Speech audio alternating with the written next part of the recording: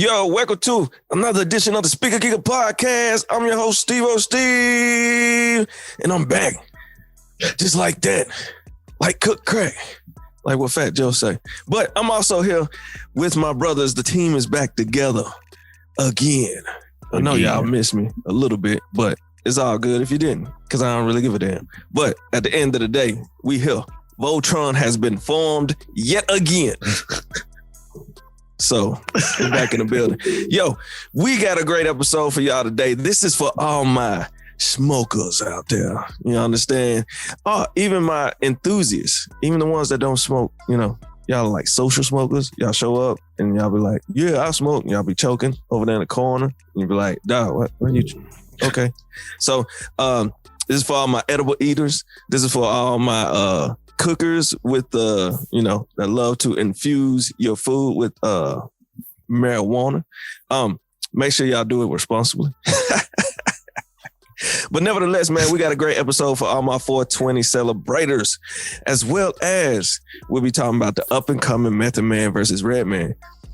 I mean, it's only right. So not only that, we're gonna bring to you our favorite, your favorite, not ours, but yours. Your favorite segments. We got What's in Your Speakers with G. And then also we got the news, the weekly tea with Tommy T. So without further ado, if you can please like, share, subscribe, comment, do whatever you want. This is for the people. Here, you can have it. This is a gift. We ain't gonna put no bow on it because we don't like to rap. We're a bunch of men. But at the end of the day, this is for you. So can you please, wherever you're catching us at, whether it's YouTube or your favorite podcast platform, please subscribe. Also, go check us out on the website too. And I don't care. Send us an email, talk to us, say something. But let's get to it. I'm back. What's up, man? Hold on. Before we do anything, bro, can we just say nobody does an intro like Steve? Man. Dog. Hey, that's a fucking intro, dog. That's how you do it. That's how you bring us in. That's how you bring somebody in, man. From now on, you bring us in like that. Man, I would have been here if it wasn't for, well, I ain't gonna blame it on Delta. I mean, it was a couple minutes late, but then we threw everything off and we missed our little our van to get back to the hotel to pick up our card, and we ran just into a lot traffic. of stuff. Domino effect. This cool. 1 minute. I was like, man, we held you down though, man. We had a great show last week, man, without you. So I hear we missed you, but you know, it is what it is. Great. Yeah. So, hey, shout out to my brethrens, man. I don't think y'all understand. We got a team over here, man. Hey, yeah, fucking dream team over here, man. Absolutely. Big three. Right. Oh yeah. Big three in this guy. Man, that shit's crazy, man. But no, man, I'm good, man. How about y'all, man? Feeling good, feeling great. Doing good. Yeah. Steve, you was coming back from WrestleMania then, wasn't it? Yeah, man. We spent. How was it, man? Man, it was. Hey, WrestleMania is like nothing. It's like none other. Like, this is my second time going, but I haven't been in like 10 years. So it was actually my son's first time going. So a great memory for him. We got to be in the, it was in Tampa, so it was at the outside stadium. The first time I went, it was on the inside in Atlanta. Yeah. But man, it's nothing like WrestleMania. Plus, and then, I mean, at before then they didn't have 2 nights, so it was 2 nights. So we were there for the first night, and it was just spring break, so we also hung out in Florida, well, in Tampa. We went to Busch Gardens. Hey, Busch Gardens is underrated. It is. That was my first time going, but I never had like the feeling of like, man, I want to go to Busch Gardens. I was always like, Busch Gardens. Like, sound right, don't it? Yeah, like dope, man. I went to one in Virginia. Yeah, and then I got there, I was like, what? We got on this one ride called the, I want to say it was crap. What's it called? I want to call it the Tigers, but that might be wrong, but it has something to do with the tiger. When I tell you, this thing took off so fast, I wasn't ready. And I ain't been on a roller coaster in probably about a year or so. So, since the pandemic, I ain't really been I ain't been to nobody's theme park. So when I tell you it hit me in my chest, it went up and I couldn't breathe. I thought I was gonna pass out. But man, my son's first big roller coaster, and he hopped on there. He was ready to go, and we rode a couple before we got up out of there. Yo, shout out to the theme park, because like, I know folks are like, what in the hell? You went to a theme park and stuff still going on? Yeah, we did. But the way they did it was, it wasn't packed. It was pretty much like you had to reserve. Mm-hmm. So you reserve, you buy your ticket. It's pretty much your reservation. So if you didn't have a ticket or you didn't reserve, you couldn't just come in there like, like normal. Yeah. So it was a lot of social distancing. There was hand sanitizer. Was little stations where you can wash your hands everywhere. The staff were great. They, like if they saw you without a mask on, they was hounding your ass. Like, I saw this lady. The crazy thing, this lady was like a cashier and like the little lunch, the little lunch line when you go to the theme park to get something to eat. And these two white boys, we were walking out. It's at the end, like the theme park is closing, and it doesn't stay open all night either. It closes at like 8. So we were heading out, and these two white dudes took off their mask and like, they wasn't out the door, out the gate yet. This lady hounded them all the way, like, hey, sir, put on your mask. Put on your mask. Yeah. Put on your mask. Put on your mask. Like, they are not playing at all. So shout out to Busch Gardens and the good staff over there at Busch Gardens. Man, we had a good time, man. Had a good time. And the last one long at all. So that's the best thing right there. But yeah. But WrestleMania was great. Florida was great. Actually going back to Miami in a couple weeks. So man, if you're a wrestling fan and you haven't been to WrestleMania, find that time, find that one, because it is one of the once in a lifetime deals. Because it's high. It's like the Super Bowl. Damn near bigger than the Super Bowl in some cases, because there's something there for everyone. But man, it was a great time, man. That's what's up, man. I need to find my way to somebody's theme park soon. I haven't been to a theme park since like 2004, maybe 2005, maybe. Yeah, you gotta go. Hey, I say go. I say go, man. Yeah, I like roller coasters. They cool. But when you was talking about your chest and shit, like it made me think about the first time I did get on a roller coaster, like a real one. It was at Six Flags in St. Louis, and they got a ride there called the Mr. Freeze, and it shoots you out the tunnel, and then you go up, and then you gotta come back down and shit. It was crazy. I was not prepared at all. I was not prepared. I was sitting on that tunnel, and it was like I couldn't even breathe for like the first 10 seconds because it was just like, damn, we moving fast. It was crazy. Yeah. And this one was like they said it was in Florida, it was the tallest, what they call it? Crap, I don't know the exact language for it, but it's basically not accelerated, it's another word, but basically, one of the fastest ones that, normally roller coasters start off slow, but this is one where it pretty much shoots you. Yeah. And you're catching like, it gets up to 60 miles an hour. So it's no joke. It's no joke. But man, that's cool, man. Definitely. I know it sounds crazy, but this might be one of the best times to go to a theme park because it's not crowded. Because ain't nobody in that junk. It probably is the best time. No, not like that. Ain't nobody thinking about going. Yeah. That's like a few weeks ago when we went to the zoo here. It was the same way where you have to reserve your ticket ahead of time, so you can't just like walk up and buy no ticket.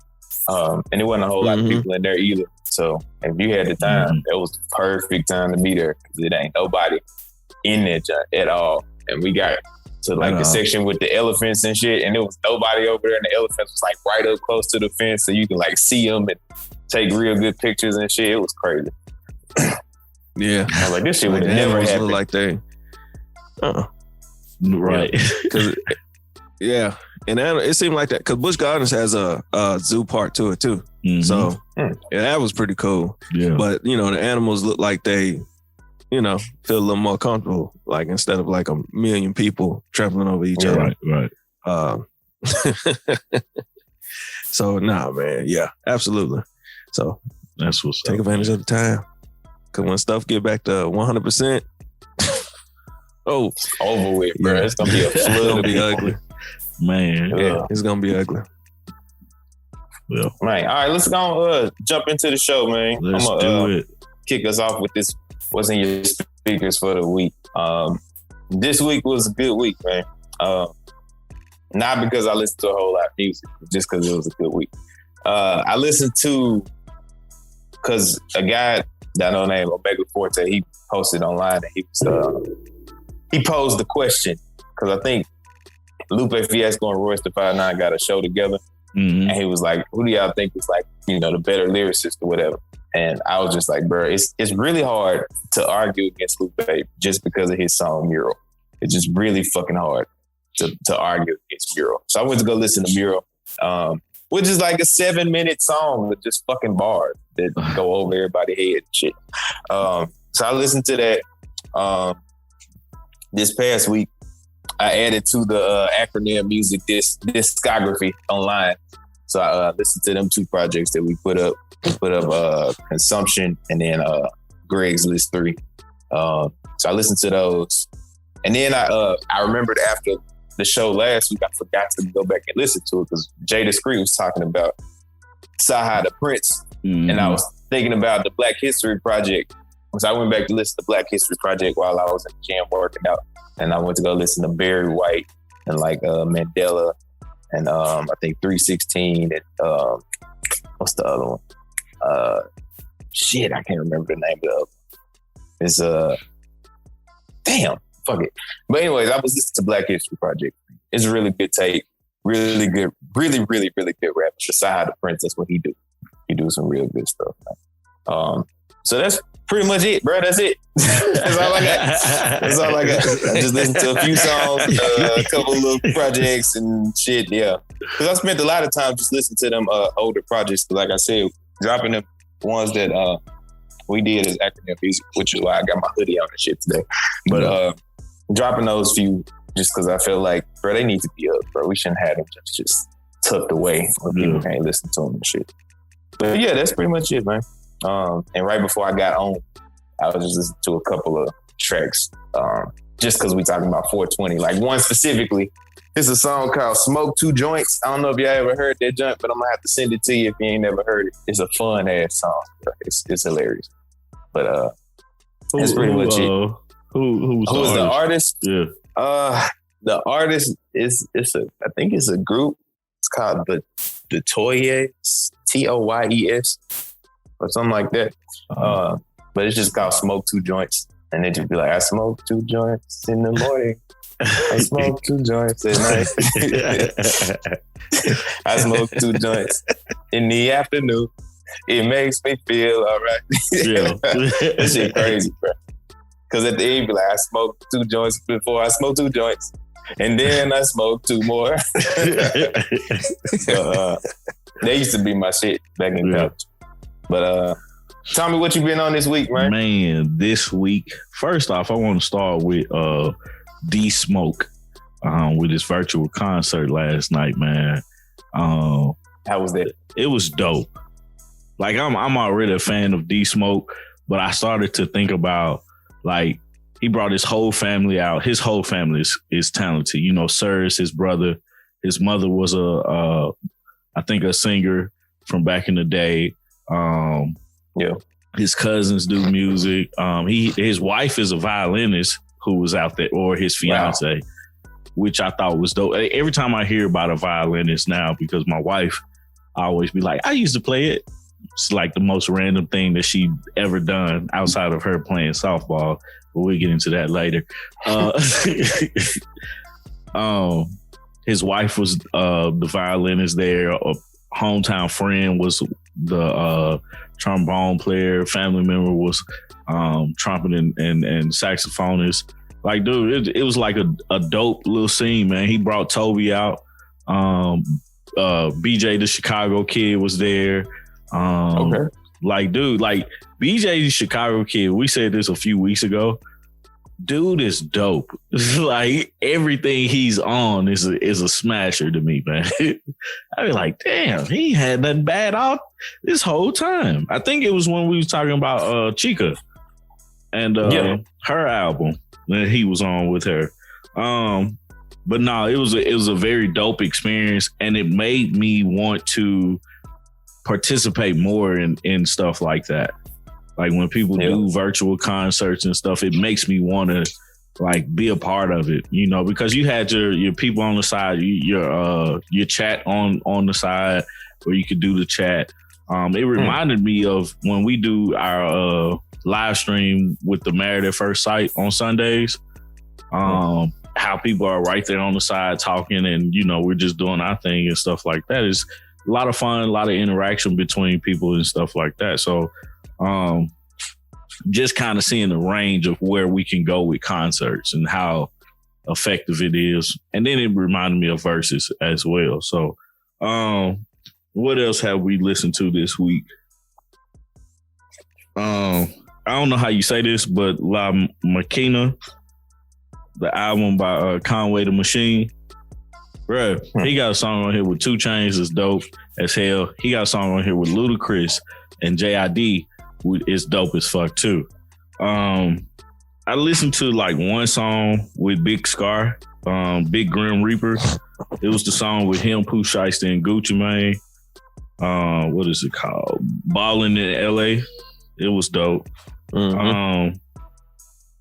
Let's see. Bone Thugs and Harmony, Mystical, Queen Naja. I think that's how you say her name. Naja or Naja, one of the two. Misunderstood Still. She came out with an album. Bro, it's a vibe. It's definitely a vibe, man. It's a dope album to listen to.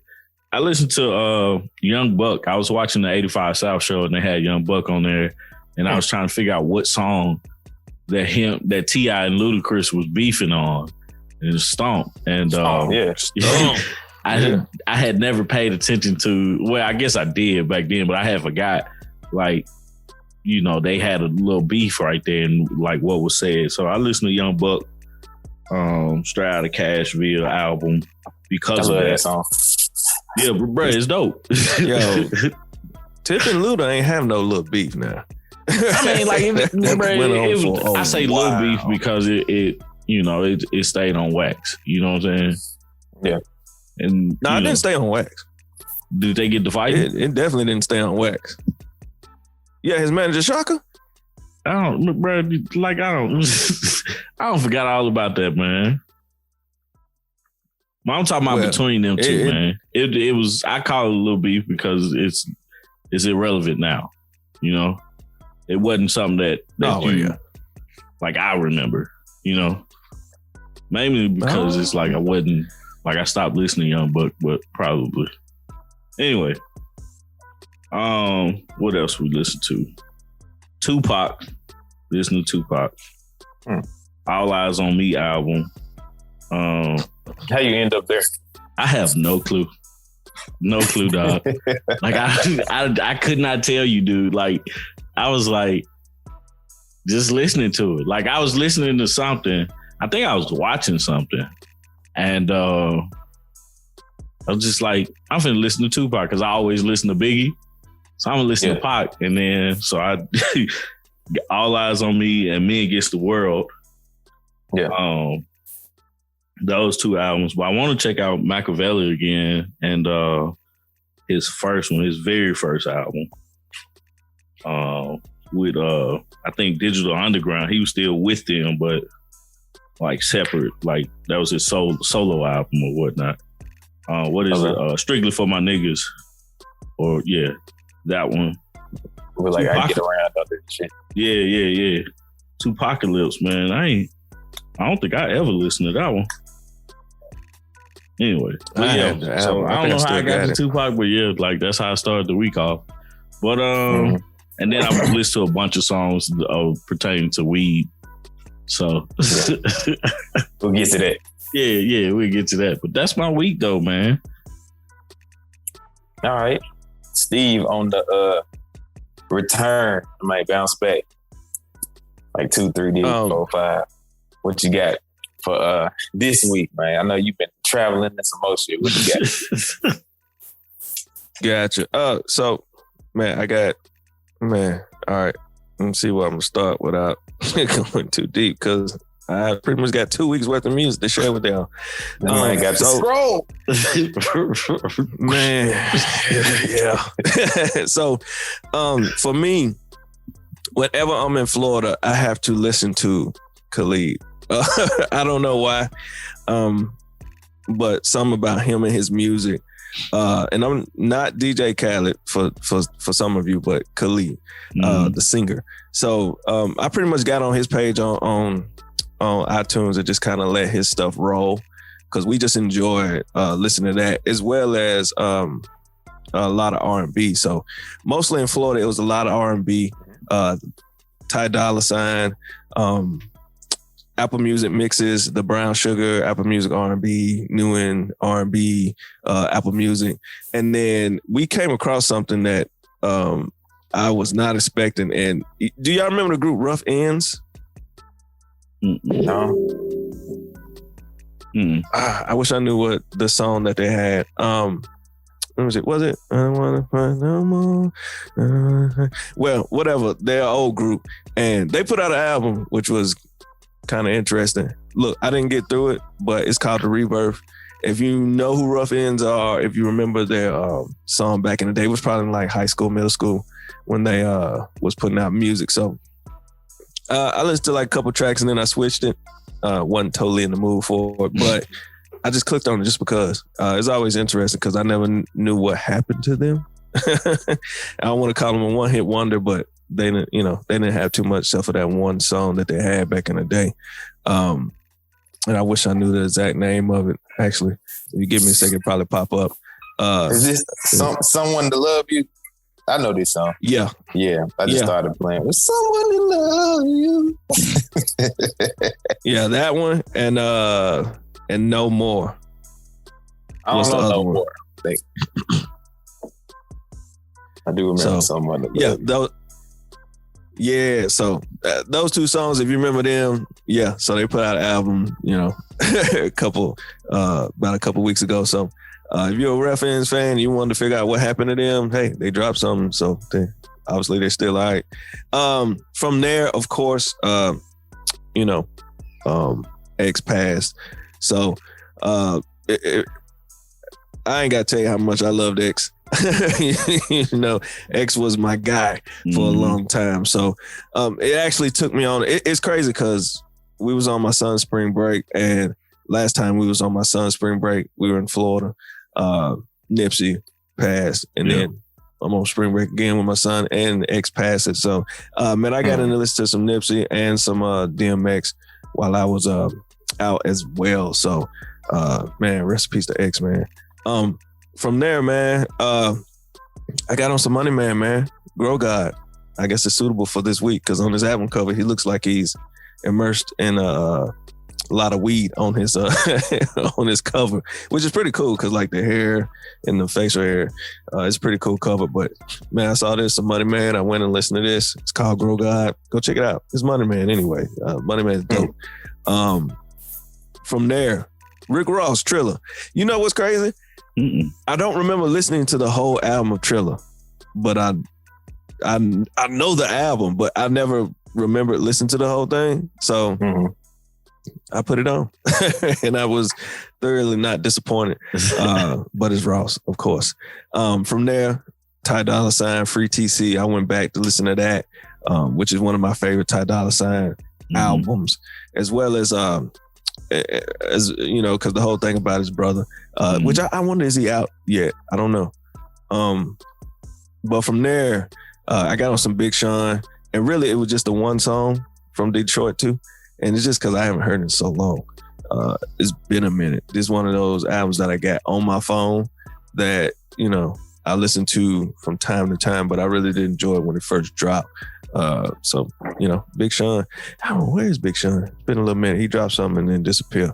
But from there, I went back because Most of the time, when it comes to Boosie and Webby, I'm like, man, Gangsta Music, the mixtape I kind of almost like an album, but I always forget to mention Ghetto Stories with Boosie and Webby. And I went back and listened to that. That was the Pimp C Presents Ghetto Stories, Boosie and Webby. And look, man, that's just one of them classic mixtapes, man, that I enjoy. And I love to see their chemistry at that age. Yeah. And the music that was on there. It was just it was such a hood classic that, but that's Boosie and Webby for you. From there, man, 2 Chainz. So help me God. I've been on that tough lately. I've been on it pretty tough lately and definitely enjoying it. So, and from there, like every time I listen to Shake Your Money Maker, I have to go back and listen to every song that was sampled, that used that guy sample. And I always go all the way down the list, and I have to listen to each one for some reason, because that's probably one of my favorite songs. And then I got on a guy binge and hopped on their page, and I just let the songs play. Yo, those songs from back in the day when they had them like extended versions, it's ridiculous, like ridiculous. It just at some point it's just too long, but the song's so good you don't realize it. Definitely perfect for a party, but. Yeah, them things are like 7-8 minutes long. If you don't know who Guy is, go check out Guy and just enjoy that, Man, great group, old school group. I wonder if Guy gonna get a verse. Bro, who was the third? It was Teddy Riley, his brother, and who else? Man, you even said that and it completely slipped my mind. Hold on. I always get the group. I always get whatever group R. Kelly was in and Aaron Hall, whatever group they was in, I always get those 2 groups confused. So from here, it was Teddy Riley, Damian Hall, Aaron Hall, and Timmy Gatlin. So I guess he came along. I guess his brother wasn't in that group then. I thought he was. Teddy Riley, Aaron Hall, and Damian Hall. So what group was R. Kelly in? R. Kelly was shoot. Who was he in? Wasn't he in the group? Am I tripping or was he in the group? I'm sorry, Steve. Go ahead and finish your thing, man. I'm sorry. Nah, he wasn't in that group. He wasn't in that group, actually. Not in Guy. Shoot, now you got me trying to figure out. Public Announcement. That's it. Black Man United. Yeah. So there you go. But yeah, if you remember who Guy is, man, go back, check out all that old school stuff, man. But that sample from Shake Your Money Maker is just, that song alone, man, I love it. It always makes me feel good in the summertime. From there, hey, Tommy already talked about it. Conway the Machine. Look here. I've been listening to Conway the Machine for the past 3 days straight. My favorite song, 6:30, Tip Off. Bruh, that song's so hard, hard. It's hard, period. I was like, damn. I'm just... Yo, and the song you were talking about with Luda, I'll be honest. Luda started off slow. Yeah. But once he got in his groove, it's classic Luda. Man, he ate that thing. So go check out Conway, man. That whole Griselda team is ridiculous, man. And Conway, Westside Gun, and the Butcher. I think one of the lines that he was like, y'all think we beefing, but we, or something like that. I was like, this dude here is answering everything. Oh, yeah. Yeah. I'm glad he said it too. Damn, okay. Everybody thought there was some issue, but it was like nothing. Nothing at all. Yeah, like, hey, I'm like, great. That's what I'm talking about. Yeah. From there, man. Think was beefing.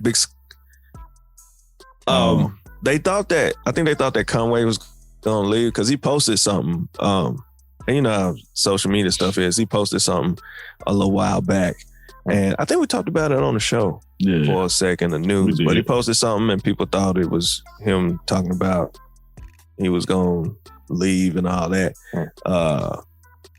but needless to say, that ain't the case. Seems like so. Let's hope that ain't the case. Okay. Yeah, but right. They had a song at the end though that was so hard. Yeah. Man, I love them because they got the wrestling references in it in most of their music. So man, it's crazy. It's dope the way they put that stuff in there and even use samples from old wrestling, like promos and announcers, and they name songs after certain wrestlers, and it like captures that whole thing. Like him and Westside Gunn are like, I think Butcher does it too, but they like just so dope with it. It's just amazing. So, speaking of wrestling, if we kind of, I guess I gotta add it in since I heard it while I was there. Bad Bunny, he has for the people that watch, wrestling, kind of see the storylines that are going on. Bad Bunny, the artist, has been heavily in the storyline and surprised us at WrestleMania with, his training and working and actually looking like an actual wrestler in an actual wrestling match. Man, he was, so hats off to him. He killed it. But that song, he has a theme song called Booker T. If you know who Booker T is, he was a wrestler, a Hall of Famer. But hey, when I tell you that song hits so hard in the stadium, I was like, yeah. And everybody from Puerto Rico was like out there for Bad Bunny. So it was crazy. It was amazing. So shouts to Bad Bunny. I guess you got a new fan here because I'm going to go listen to more music from Bad Bunny because I really wasn't a Bad Bunny type of guy, but I kind of am now. So we'll see how that goes. From there, and I promise you I'm about to be done. From there, Young Stoner Life. Whoa, did I mention I listened to that Big Scar? Nah. That Big Scar, it's cool. It's cool. Right. It gives that feeling, it's right? Cool. Yeah. It get that feeling. It's cool. It's cool. I like what 1017 got going on. It just, you know what, Big Scars is kind of interesting because it seemed like the song just stops, and you be like, wait, why did it just stop? And then it seemed like the song just start, and I'm like, this is different, but it's good. It's all right. So go check it out. I think it's like number 3 now or something. Gucci be posting the stats. From there, Slime Language 2. Look, I wasn't going to listen to this album. I was really going to try not to. I'm not the biggest Young Thug fan, but too many people talking about it. And when I put it on, I saw why. Easily. Yo, hard. It got them vibes, man. But be careful because Young Thug be saying some crazy stuff. Yeah, he does. But nevertheless, I thoroughly enjoyed it, man. It's got the vibes, man. The beat slapping, and it's Thug doing what Thug does, along with Gunna. And he got a lot of people on there, so it's kind of like a compilation type of album, I guess. And a lot of his artists are younger folks. So I like to see that anyway. But man, I think it's a good album if you want something that slaps. Be careful with the words though. You'll get that what moment, and be like, what did he just say? So be careful with that. From there, I haven't finished this album yet, so I'm kind of disappointed at. But Queen Naija, yeah, Misunderstood Still. Yo, look here, it's a whole vibe, man. That's all I'm gonna say. It's just a whole vibe. It's amazing. Yeah, Queen Naija. I hope that's how we say it, but I'm gonna say it like that because it sounds. I think y'all got it right.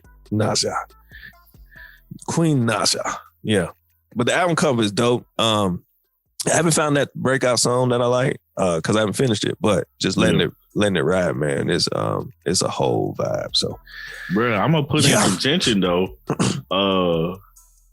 And I know you probably got into it by now, but she got a song with Ari Lennox called Set 'Em Up. That one's straight. Oh, yeah. The one where she talking about she gonna... I guess they dating the same dude or something like that. Yeah. Yo, that song's hard. Because, originally when I first heard it, I was like, this is The Boy's Mind all over again. Right. It sounds like it. Yeah, it sounds like it. But, man, Set 'Em Up is dope.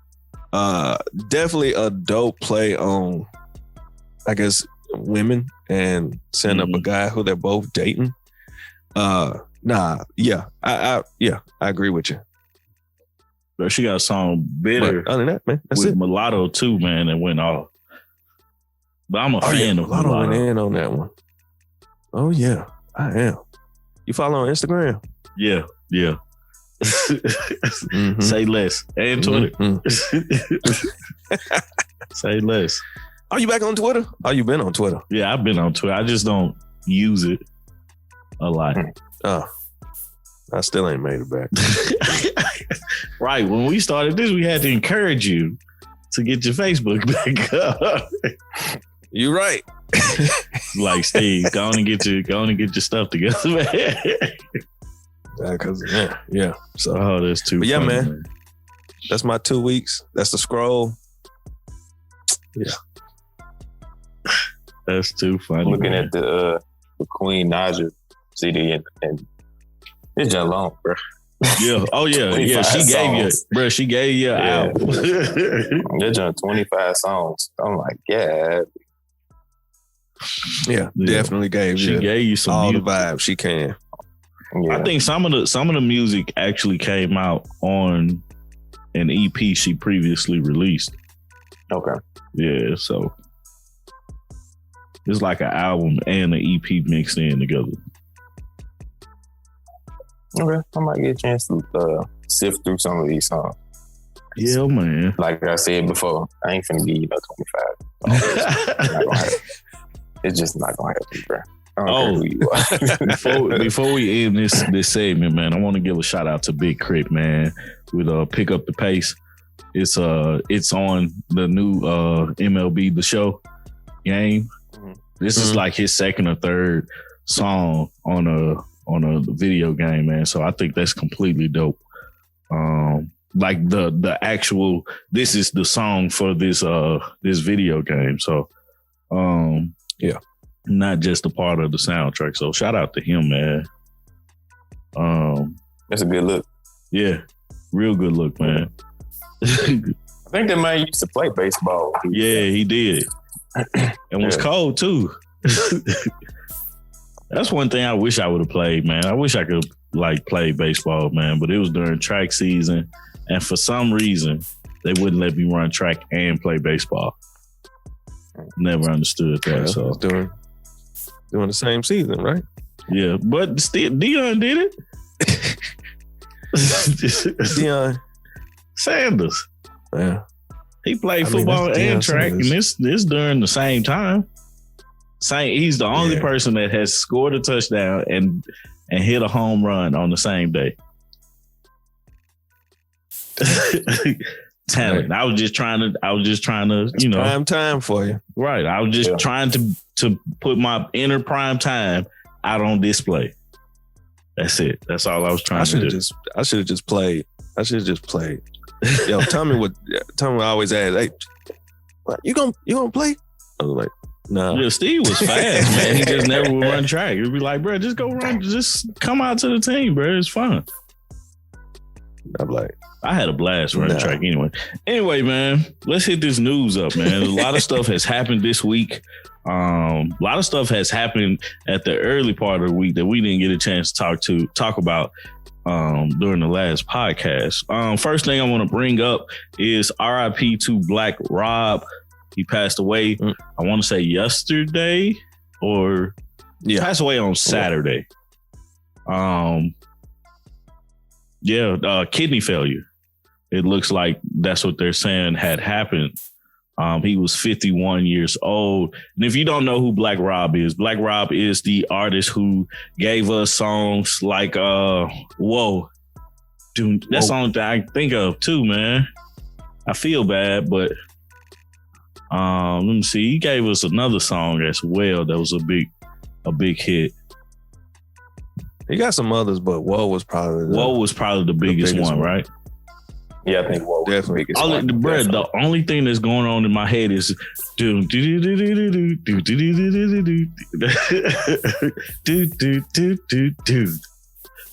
man, that beat was hard though, man. Yeah, It was. your man's ain't Whoa. Hey, Rob could spit too. That was the crazy thing. Like, but you know, like that's crazy. Balls. It's like I'm gonna have to go back and listen to him. I never pictured him as a lyrical artist. You know what I'm saying? It was just like, man, some of those songs I would just be like, yeah, I only remember the chorus, but I have to remember when it came out and how old I was too. Yeah, you wasn't picking up on no lyrical shit at that age, probably. No, of course not. I definitely wasn't. I don't remember none of the fucking lyrics to Whoa except for from the chorus. Yeah, right. But if I go back and listen to it, I'm sure it's some dope shit in there. It's just I ain't picked up on it because I wasn't listening for it. Right. right. So yeah. And if you caught something, it sounds totally different now. Yeah. But yeah, I would shoot, man. Kind of going back and listening to like I would delve pretty deep into artists if I go pretty deep into them around that time. So I was finding like other things. Then got older and found even more like up there and in New York, everybody is freestyling somewhere and something's getting caught on camera. So man, go back and check out if you ain't had a chance, man, go back and check out the work that Black Rob put in. It's a reason why people really were big on him at the time. Even though shoot, you probably didn't feel, even if you feel that he didn't deserve it, if you just caught the one song, which was Whoa. But yeah, absolutely. Yeah. So R.I.P. to him, man, and his family, praying for him, for his family and stuff like that. Man, it's been a heavy week, man. So I'm gonna go on and jump in it. The police shootings from this week. You got one, the Dante.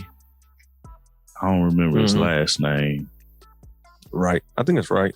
Right, yeah, Dante Wright was shot and killed by a police officer who, at first, and I admit this, at first I was like, I don't believe that he should have died or been killed. But it's kind of like, okay, I can see the mistake without thinking about it before you guys jump down my throat, without thinking about it and just really like thinking about what they were saying, because they were saying like the police chief who has now either he doesn't work, he's not a police chief now. He was saying that she made a mistake. The police officer that killed him had made a mistake by pulling her. She thought she pulled her taser, but actually pulled her gun and shot him. So what made me change my mind about like, hold on, that's like stupid, was I watched the video. Like they put the body cam footage out like immediately. Usually it takes like the Derek Chauvin case is out and we just now seeing the body footage. So they put the body cam footage out like immediately. And just watching it, bro, she had the pistol like, okay, I can pick up something, 2-3 seconds. I realize it's not what I wanted to pick up, right? So I put it back. She had it out for a minute. You know what I'm saying? For a minute. And being an officer for 20-some plus years, you should know the difference from a pistol and a taser. Oh, you absolutely know. Yeah, I've been. You absolutely know. Right, right. A lot of stuff is starting to come out, and people saying this or that. But I have been looking at a couple videos, and they were like, "Yeah, that was just because I don't know how long has the taser been in effect. I guess for them to be carrying. I don't know that exact number. Yeah, but it's from what I've seen, 5-6 years. Yeah, from what I've seen, it's been is in fact that they have, saying it's just bad training because they say that the taser is on your non-dominant side and your gun is on your dominant side. So you have to reach across to grab your taser. And not to mention that it's bright yellow. It's yellow as hell. Yeah. And then they also was like, look, the weight of it is completely different. But I have seen one officer that went through it and he said it is possible to make the mistake. You know what I'm saying? When you're emotionally charged, you're not thinking about the weight. But then I have seen another officer that said that, nah, it's just bad training. You shouldn't make that mistake. I've looked at the video a couple times, and like you, Tommy, I had to look and I had to keep thinking about it over and over again. Because the first thing that hits me is like, bro, why did you jump back in the car? Yeah, right. Why did you jump? Like, that sticks out to me more than anything. I'm like, why did you jump back in the car? Just why did you jump back in the car? But then looking at, two wrongs don't make no right, because looking at what she did, you can hear her clearly saying taser, taser, taser.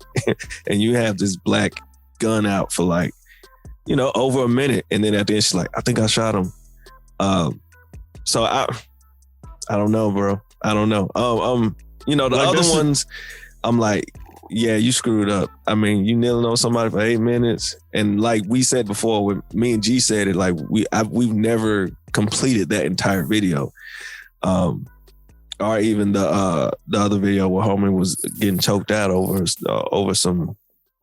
cigarettes. Mm-hmm. But this one is kind of weird, because I'm like, yeah, your taser is very obvious. It's very obvious to see.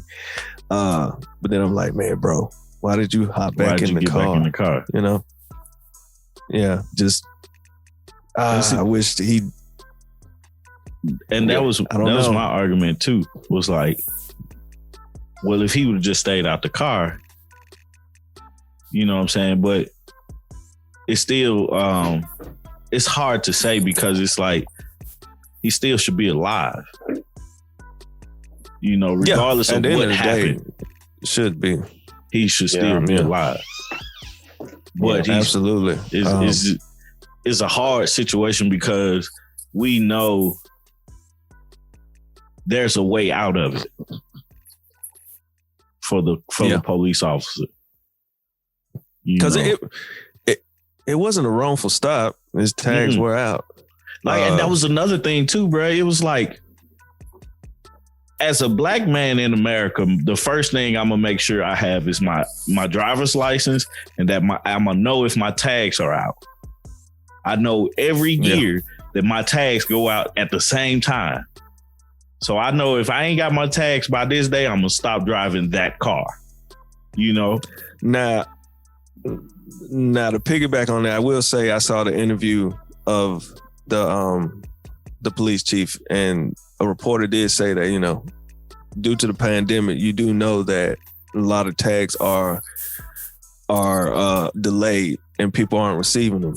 So why wouldn't you train your officers to be a little more lenient? And then when I heard that, I was like, dang, but then also I was kind of like, then that opened up Pandora's box, because you don't know when he applied for him.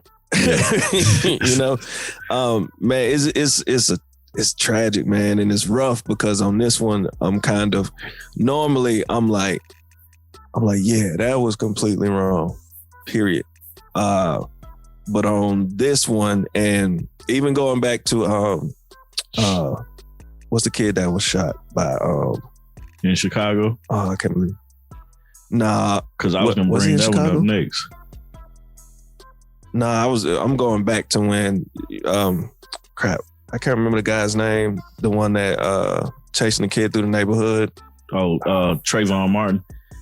Yeah, even with Trayvon Martin, I was like, yeah, he shouldn't have died. But then I also had like that. But why you turn around? Why didn't you just go home? And with this one, I'm like, why did you get back in the car? So it's a tough one, but I still agree that should not have resulted in that, Yeah. That's a really hard situation, man. It's a very, very difficult situation. I'm getting to the point now where I'm like, bro, why is it so necessary to like subdue people to like take him in, like right there on the spot. Because I had a lot of thoughts watching it. I had the same thoughts that y'all had. It's like, dude, why the fuck you try to get back in the car? Then two, like, lady, you know that's not your fucking tape. And then three is like, bro, why is the policy that when you see a quote unquote criminal, that it's your responsibility to get them right then and there. Like if they try to resist, like you got to use some kind of force to subdue that person. Because the other thing that could have happened is if this nigga jumps in the car, let that nigga go. Like let that nigga ride and then catch his ass later. Like if he got pulled over for some kind of tag shit and maybe a warrant or something, I don't remember what they said, but yeah, they found out. I would have just been like, yeah, I'd have been like, nigga, go. Like, I ain't finna do all this extra shit just to get you, bro. Like, I'm not finna be chasing after yours. One, because I don't feel like it, one. And then two, because what the hell does that do for me? Like, what does it do for the city of wherever the fuck they were? Like, what does it even really do? Like, call for backup, say this nigga got away, and they be like, bro, how you let him get away, girl? The only way I could have stopped this nigga is if I probably would have shot his ass, and I wasn't finna shoot his ass. So I'm finna let this nigga go, and then we'll catch him, and it'll be a less deadly situation because it's more likely that he's gonna actually like put his hands up and surrender if it's more than one or two police officers after. Like after a while, you realize, damn, I'm caught, and you just be like, fuck it, all right, go. But no, this nigga didn't start shooting back or no shit. He just tried to hop in the car and get away, which is fucking understandable. Niggas run when folks trying to get them. That's what people do. Is they try to get away. You should be prepared for a nigga trying to get away from you. And yes, if the nigga best you and get away from you, sorry. He said sorry. Take your L. Like take your L. You got beat that time. Like it's like the coyote and the road runner. Like nigga, just the road runner got away this time. You got to come back harder next time, more prepared. Bro, stop playing. So like, yeah, I feel what y'all was saying. It's a very sticky situation.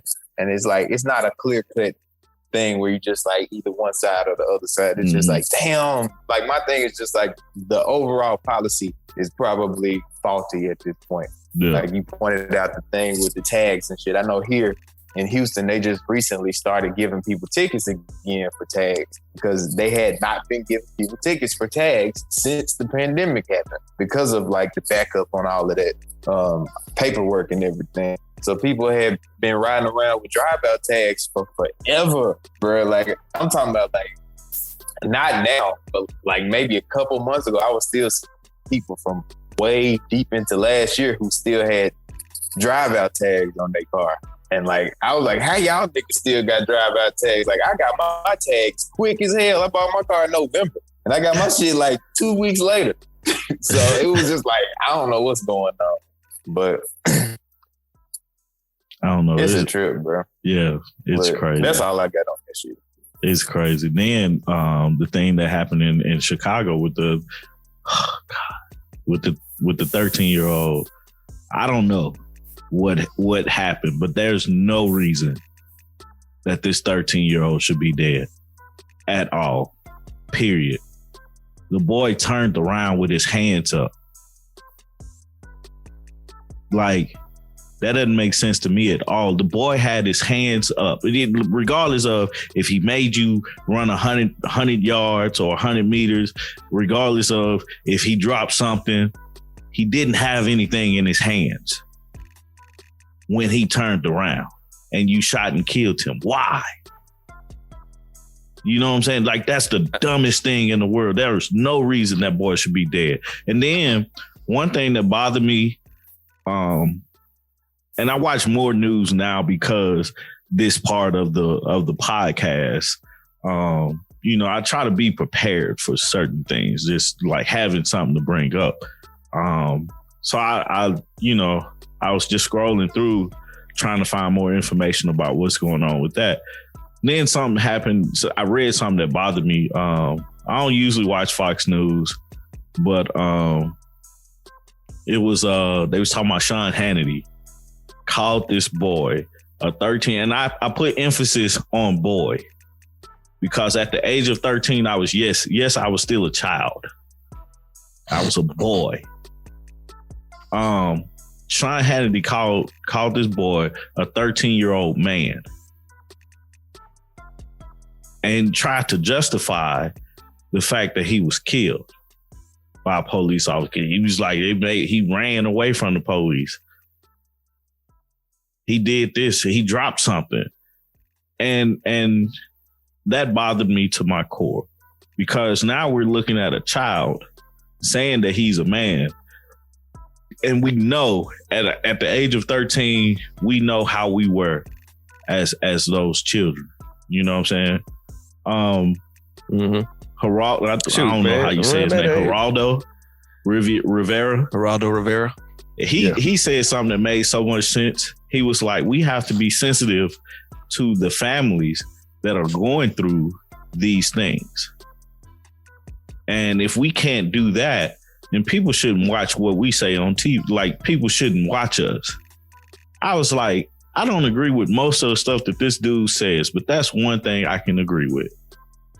If you can't be empathize with the people that's going through this, like with the families that's having members of their family being killed, then you shouldn't report on it. People shouldn't watch like what you say about that, because there's no reason a 13-year-old boy should have been killed by a police officer with his hands up. You know what I'm saying? You got Tamir Rice playing in a park with a BB gun or a play gun. It had the orange thing on top of it and everything. Or no, I think he took the orange thing off. But before the cops didn't even get out the car, they shot this boy. 12 years old. Like, what sense does that make, man? Like, I was talking to a person. I'm sorry for getting so serious with you guys about this, but I don't forget who I was talking to. It was one of my partners. And I was like, what needs to happen is the police needs to be held more accountable than we will hold anybody else. Because for you to make a mistake, cost the city. Look at Breonna Taylor's case. You know what I'm saying? It cost the city. You killed innocent. Most of the time you're killing unarmed people, and then you're causing an uproar in this thing. So it's like you need to be held on a higher accountability ladder. You know, because you look at a doctor. If a doctor makes a mistake, a doctor goes to jail. Look at Michael Jackson's doctor that killed him. Mm-hmm. I don't know if it's a mistake or he intentionally did it, but look, he went to jail for years. No questions. He lost his practice, so he can't make money doing the same thing he's been doing, you know. But then we have these officers that's killing these unarmed men and women, and they get suspended for a week or two. The officer that shot my guy in Kenosha. Jacob Blake. Yeah. Went back to work at the end of March. Why is this police officer that shot a man in the back 7 times in front of his kids back at work as a police officer? That doesn't make sense to me, man. At all. I don't understand that at all. Like, come on, man. Like, the shit, like, the system needs to be looked at and changed completely, internally and externally. You know? I'm not gonna say it's all on police, but majority of the problems is on the police system and how they use it. Like, these people are supposed to be upholding the law. They need to know the law. You know what I'm saying? Like, if these people, like 6 weeks of training and now you're a cop, no, that's not enough. You need to be able, because if that's enough, a doctor should be, if you wanted to become a medical doctor, you got to go through years of training. Then you have to go through years of a residency. I don't know the formula that you got to go through, but I know you have to do certain things. To become a CPA, you got to have so many hours as taking coursework to become a CPA. To become a CPA, you got to take a test for that's 16 hours long. all together. You know what I'm saying? So it's like for you to go through training for however long you go through training, and then that's it. And then you have the continuing education part. Everybody has continuing education. Now, these guys got to come out. Like, I feel like these guys should be coming out. If you want to be a police officer, you have to come out with at least half of a degree to say, hey, this information. Like me being a regular Joe on the street shouldn't know more about the law than you do because you're upholding it. So that's my little soapbox, man. I'm gonna drop the mic and give y'all say what y'all want to, man. I only got like two things, but on that last part, education will help, but at the same time, if you scary as hell, you just scary as hell. Like it's just period. And so if we have more officers that look like us, that's from those neighborhoods that know how to deal with us, I think that'll be more beneficial. But at the same time, if you what Boosie say, shoot, you you got a badge, but you a bitch and a half. Like, you give a scary motherfucker a gun, what you think they gonna do? Mm-hmm. You know what I'm saying? Especially if they already stereotyped us and so on and so forth. So I mean, I would really prefer more officers that come from those neighborhoods that know, that look like us, so on and so forth. I think that would be something that would help. Because, I think they brought up this statistic that I don't think any of the police officers on that force is even from that area. The Dante Wright case? Yeah. Like none of them on the force is even lives in that area that they police. Yeah. So I think that's something that needs to change. But I know, in our communities, we frown upon it, so it's kind of tough to do. Especially if you're from there as well. But the other thing about the 13-year-old boy and the fact that, see, this is the thing with guys like Sean Hannity, you ain't gonna catch him outside the house. Mm-mm. You know what I'm saying? You ain't gonna catch him outside the house. So he feels he can. He's a Twitter warrior. You get what I'm saying? But one that's on the news. Like, you gonna say this stuff and think you can have your opinion. I don't really care. But he's the one you ain't gonna catch. You know what I'm saying? You ain't gonna catch him outside the house. It'd be very rare. So of course he gonna feel like he can just say what he want. But as far as calling that boy a 13-year-old man, that's BS. Shoot, I was 15, 16, 14, and we were messing with the cop over at Park Ridge, going over to the, some of my homies will tell you about it. They go over to the gate, bang on the gate, mess with him, call him all type of names, and then he drives a little car over and try to chase, and you try to, get away as fast as you can. And I think that made his day because he probably was bored as hell. But as a kid, you go home, you laugh about it, just trying to see if you can get away. Is it the smartest play? No. But talk to me as, a 30+ year old man. Ask me that question.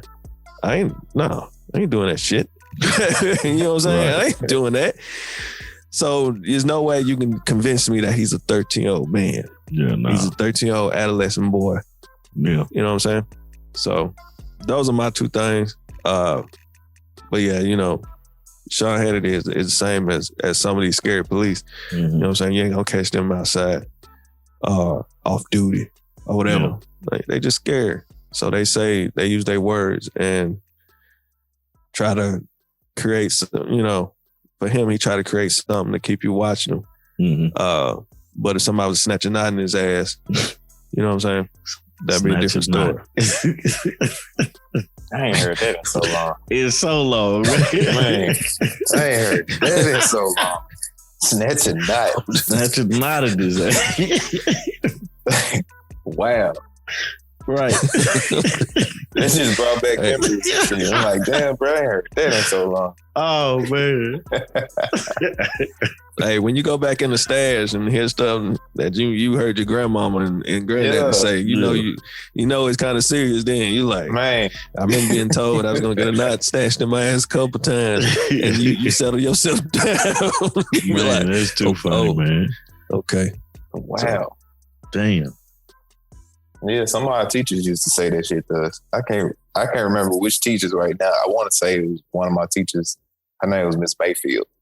But and shout out to Miss Mayfield, because what's funny is as an adult, the same school system that I used to go to school in Memphis, I started working for them as a psychologist. And I ended up running into her at one of my schools one time. And that shit was crazy. Because it was like, damn, like full circle. Full circle, yeah. It was like, damn, now we working together with the same students and shit. And I'm like, I used to be your student. That's crazy. But damn, I suppose these used to say they was gonna snatch a knot. That's too funny, man. On some better news, black cop in Buffalo, police officer Carol Horn. You probably don't remember because I didn't know about this. Back in, I want to say 2008, she got fired from the police from being a police officer in Buffalo for stopping her partner from choking I don't know what you call these people, but it was a guy that was handcuffed already, and she stopped her partner from choking a handcuffed man. So she didn't get her pension. She didn't get all of these things that, celebrated cops do, and her partner was able to continue on with his career. Fast forward to last week, a judge ruled in her favor by allowing her to, basically reversing what happened. So now she gets her pension from back then. You know what I'm saying? And retro pay is what they call it. Retro pay from then, and she gets a pension now and stuff like that. So congratulations to her and that fight, and that, that stuff that we need to needs to be celebrated, because she prevented possibly one of these black killings from police officers, man. So congratulations to her about that. Hey, real quick, if you haven't, check out the interview she had with the Breakfast Club, Charlamagne tha God, Angela, and DJ Envy, because she ain't just stopping there. She's trying to do more. Oh, for sure. So it's very insightful. So check that out. Okay, yeah, cool. Because I didn't even know she did an interview with them. So yeah, I'm gonna check that out to probably tomorrow or something. It's just amazing at that point, man. Another thing, Ush Bucks. I know you guys probably heard about it. Man, so Usher Raymond is preparing to do a Las Vegas, whatever they call show. Residency. So this man went to the strip club and had money in with him printed on it, hundreds, 20s, and ones with him printed on it. Before we go any further, Usher did pay off the club. So he paid the club. So everybody, the strippers got paid for that night from him. But he was throwing money, quote unquote, Ush Bucks. And the internet went wild on it, man. It's funny to hear. Yeah. But it was a promotional thing for his upcoming show in Las Vegas. We was talking about this yesterday, man. I was just laughing at it because I was like, the lady that I guess I'm seeing it from the Shade Room. They put on, they reposted it. And the girl that originally posted was like, and the money does not have a trade-in value whatsoever. Don't y'all think he should be blasted on social media for this shit? But and he did get blasted because before we knew the full story, everybody thought he was just out here printing his own money, throwing it and stuff like that. But Usher came to the strip club with Ush Bucks. That's ridiculous. That's funny, man. Oh, hey, the man. lie's more entertaining than the truth. I'll tell you that. Man, what you said. Man, everybody was having a field day with that. Verses with Redman and Method Man are coming up. By the time this podcast come out, it'll be later today. But I'm looking forward to it, man, just because I'm not huge fans of Method Man and Redman. I think Method Man is a great actor. I know they made a few songs. They was at one point they were a group, right? Nah, well, not necessarily. I mean, they was a duo. But they were making songs. They made an album together though, didn't they? Mm-hmm. Yeah. So made an album together. They were good friends, I believe. So I think it'll be more interesting on that standpoint. Their music, it's only a handful of songs that I like from both of them, and stuff like that. So I ain't gonna lie about that. But what's y'all thoughts on the verses coming up? It should be entertaining, definitely. I think a lot of weed smoke gonna be there.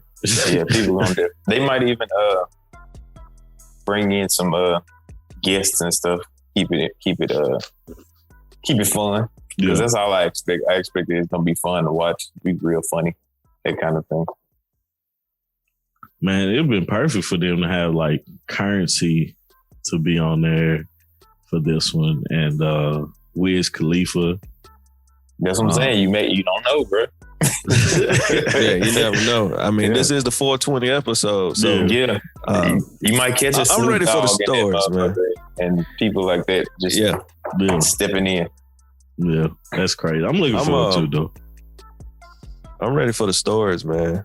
Yeah. Him and Meth and Redman have been rocking with each other for so long, and then I mean, you got to remember how high the movie, as well as what Redman and Meth Man has accomplished, definitely two of the greatest that I still think, you know what I'm saying, Meth is one of the most underrated.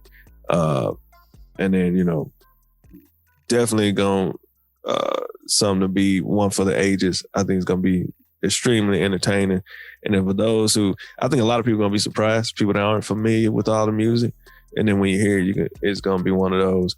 That same that you had, the Raekwon and Ghostface moment that you had, I think you're about to have another one. Yeah. I'm looking forward to it, man. That was a good feeling. Method Man has some great music. Definitely. So now I'm looking forward to it. Hopefully I don't miss it. But I think it's going to be entertaining for a lot of people. Yeah. Yeah. Oh, man. But that's all I got in the news, man. Y'all got anything y'all want to add, or?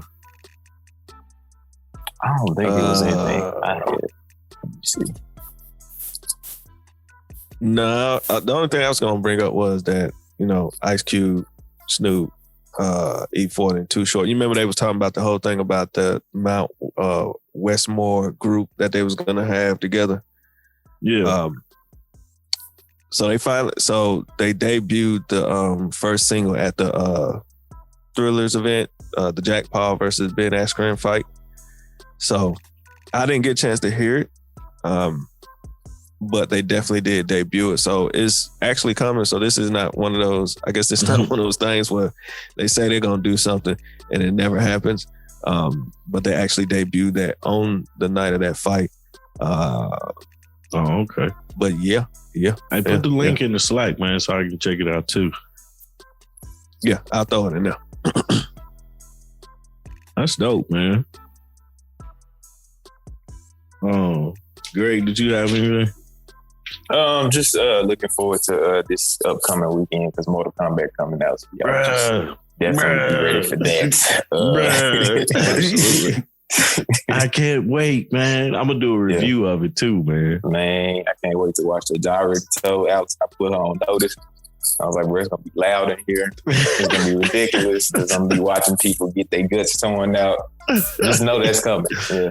Just be prepared for it. Like I already got it. I put it in my calendar, man. I'm gonna watch it Friday night.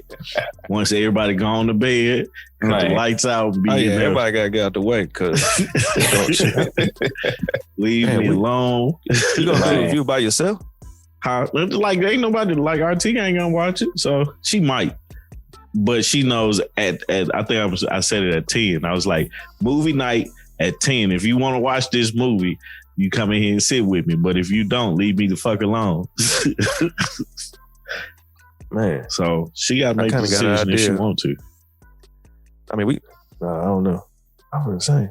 I got an idea. I don't know. We'll talk about it later. Yeah, that's not gonna be nice, bro. Like, nice. Bro, I've been waiting on this one for a minute too. It's just the first two were dope, but it's like the technology is not what we have today. Yeah. So know it's gonna be sick, man. I can't wait. I can't wait. Bro, I hope it do numbers so they be right. I hope it do numbers so they be like, we can do another one. They gonna have to do another one. What? Yeah, you got to. But I think they said that it's gonna be like beyond rated R. Yeah, I think that's what they said. I was like, whoa. Children should not watch this at all. At all. No, man, but I'm super excited for that, man. Yeah. Let's get into it, man. 420. 420 has since I was in my 20s, has been a special day for me. I don't like celebrate it the way everybody else celebrates it now, but but in my 20s, in my college days, I definitely did partake in the 420 movement and celebration. So I don't know how we want to kick this off, man. How y'all want to start talking about it?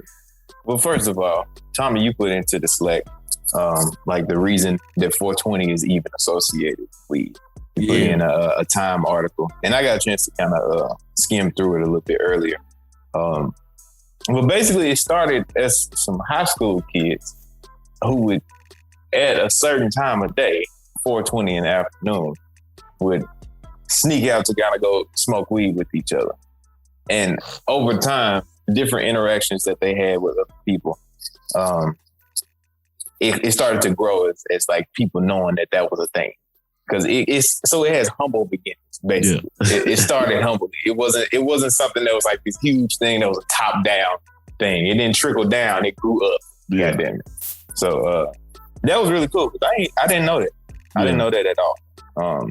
I just took it for what it was. People said 420 mean supposed to smoke weed. I'm like, all right, cool. That makes sense. That's what we doing today? Okay, bet. Yeah, I never knew what the hell it was. So it's really cool that it started as something small and kind of grew from there. Because they even cited that one of the guys' brother had got a job got him a job with working with the band, The Grateful Dead. And that kind of helped to popularize it over time. Because I guess he was still doing it while he was around the band. The band probably took to it like, oh, okay, cool. We come smoke with you at 420 type shit. And it started to grow from there. Yeah. So that's pretty cool, man. That's dope, man. I still remember like the first time like somebody told me about 420. I didn't understand like what they were talking about. I was like, at that point, okay, I was in college, and at that point I was already smoking.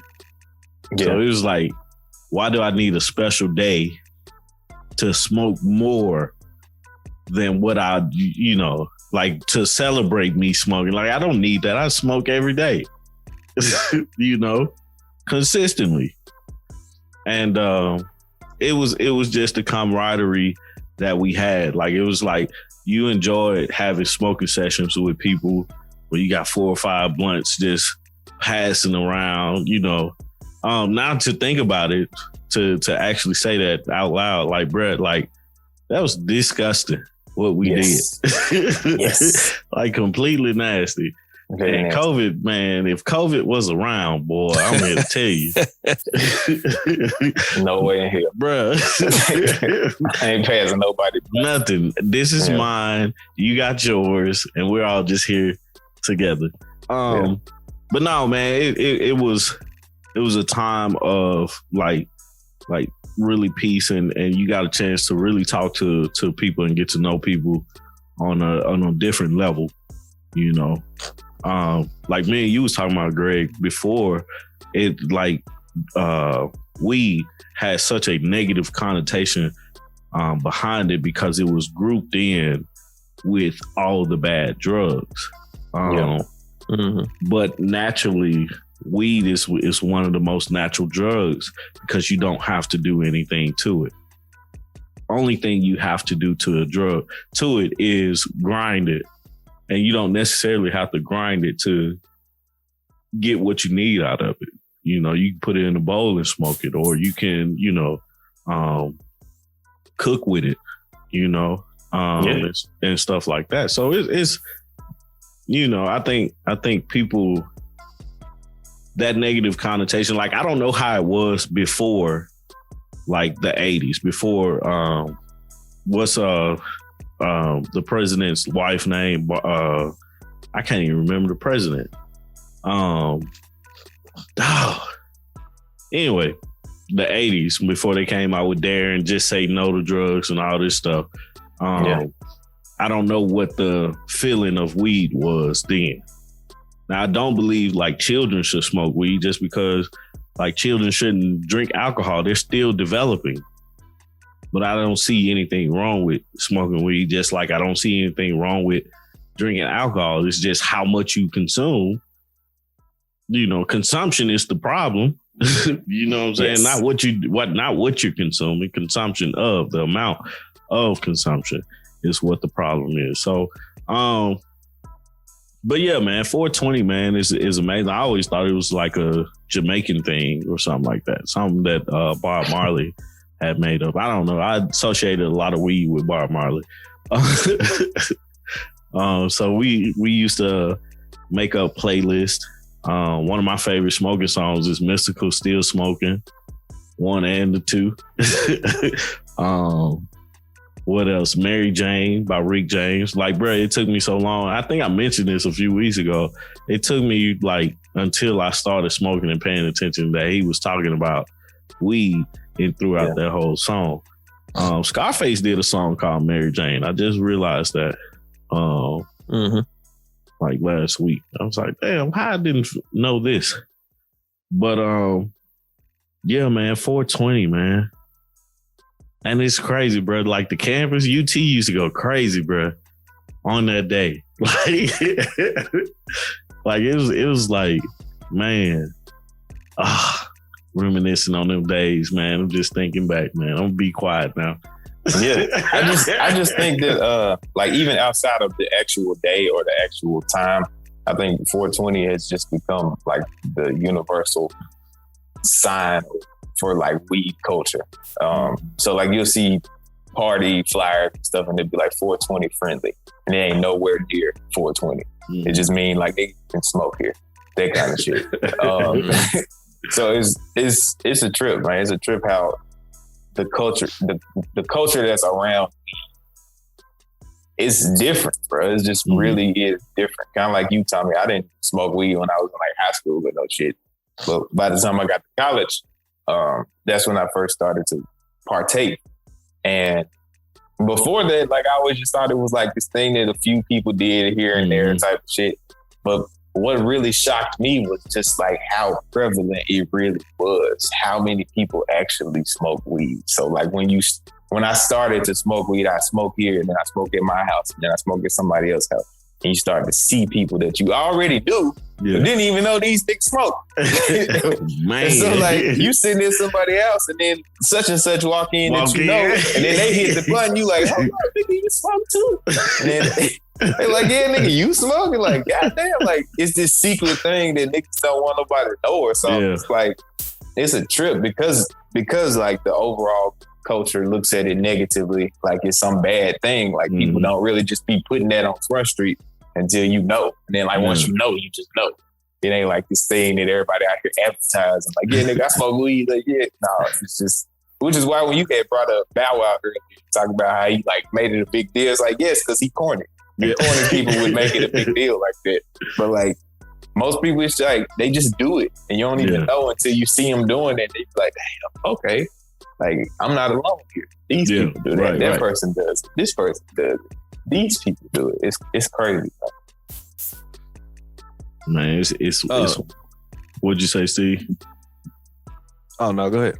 No, I was gonna say it's crazy how like the situations when you're over somebody's house and y'all just having y'all little session and then somebody come in, you're like, whoa, when you start smoking, you know what I'm saying? Like, it's crazy, man, how the connections you make and the friends that you like form relationships with over smoking, you know what I'm saying? Like it's the wildest thing, you know, and like I said, man, the conversations that's had, because I've never been to a session where it's been 3 or more people and we didn't have a fire conversation. Man, like I've been to a point where like me and my old roommates, like it'll be me and him, and we'll sit down, we'll start freestyling, knowing I can't rap at all, but that was one of the things that we did, and I would just make up all type of silly stuff. You know, that's how I found out he could sing. like knew this dude for 3 years, and then one Saturday morning we was blowing, and this nigga started freestyle singing. It's like, wait, nigga, you could sing? No, but man, it's just wild how the culture is so ingrained into our culture.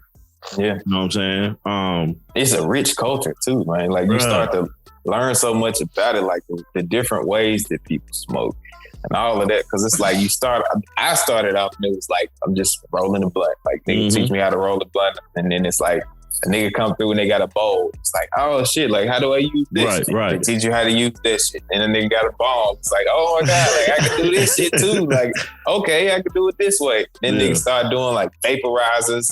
Bro, that shit fucked me up, and man. Shit. And it's like, nigga, this is another world. Y'all niggas is doing crazy shit now. Y'all done blew my mind.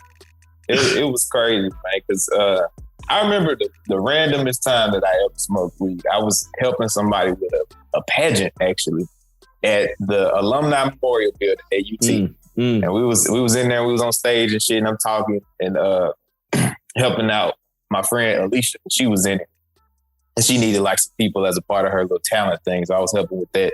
And I went like backstage and I was waiting on them to like shift some shit. And there was another girl in there that I knew from like freshman year and shit, but I didn't know her that well. This girl named Bull. And she was like, hey, I was gonna pick up some pizza for the crew and everything. She was like, you wanna roll? I was like, all right, cool. She was cool. Yeah, and I go and I get in the car with Bull and immediately we started sparking up in the car, and it was just like, what? I was like, what? And she was like, she had her own little bowl, and she was like, I designed this myself. And it was like a dragon and shit.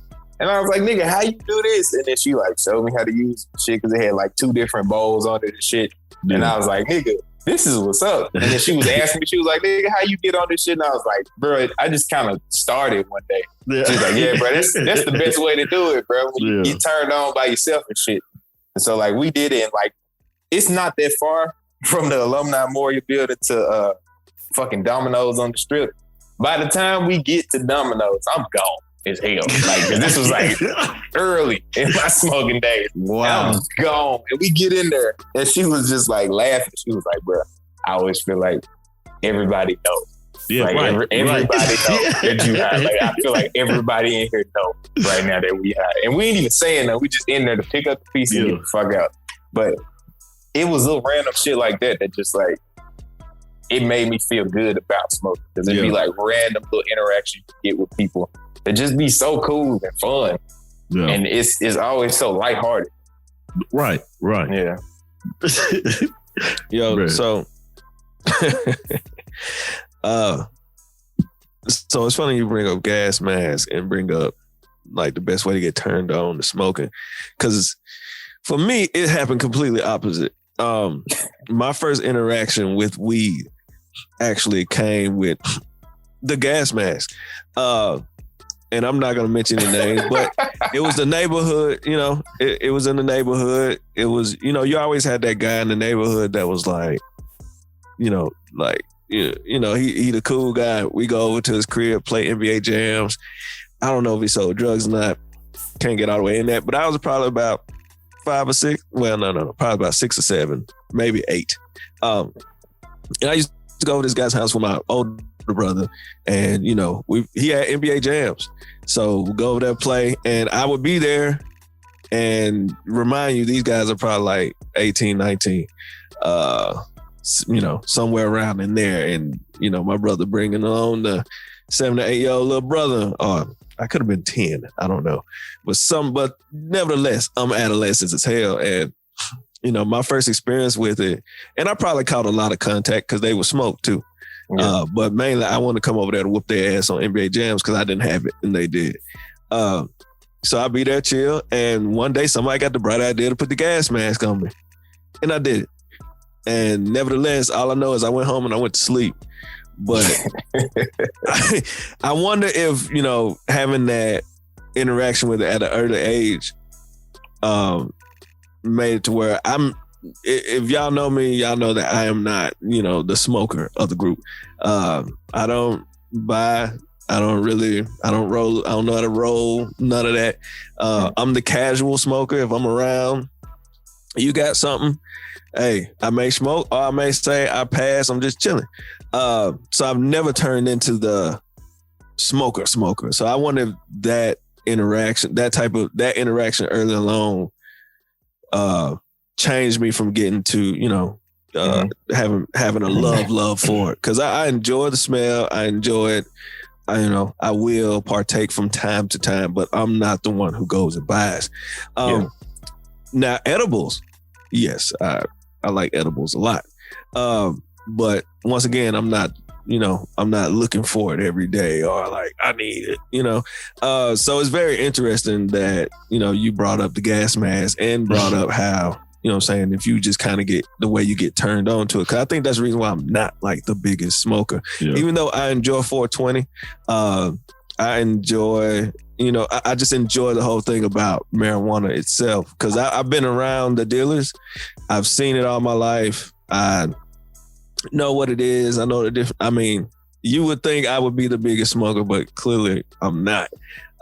Even, you know what I'm saying, this year's 420 sneaker release, Adidas dropping the if you watch South Park, the Tally, they're dropping some Adidas Compass 80s, and they're making it it's gonna be the collaboration, and it's gonna look like Tally, the color, and it's gonna have the eyes on the tongue, and it's gonna have the little weed pouch behind the tongue, and then the eyes change colors. I'm sitting here debating if I'm gonna get in a raffle for it. But the fact of the matter is, so it's interesting with weed, because I'm like, I hear it in the songs, like I know it. You would think I would probably be the biggest weed guy given my experience, but it didn't happen for me that way. It went completely different. Like, you know, I bought some weed and be like, hey man, you know, some girl be like, I ain't got none. Well, I know somebody with some because I'm around them all, so I go pick it up just to, you know, hang with her. Oh, you like to smoke? Here you go. But I wasn't. Yeah. So I got plenty of weed stories that we probably share today of me tripping, because when I smoke, I'm gone. Because I'm not the weed smoker. Bruh, let's get into that, bruh. Let's get into the tripping, bruh. Like, I want to hear the Steve tripping story. Okay, I'm finna drop. Okay, I got one for you. So one day, you know what I'm saying, coming back home from college, and I'm hanging with my cousin, VJ, him and his girl. And just so happened, they are smokers, and this is his ex-girl. But they are smokers, and they have this little Jeep, right? And I'm in the back seat. And first off, I didn't even know what match meant. So I was just gonna, you know, give them some money, you get a bag. But he was like, no, like you buy your own bag, we buy a bag. And I was like, oh, okay. Oh, well, whatever you want to do here, here's the money for it. So, of course he's tripping out. He's like, boy. And so whatever.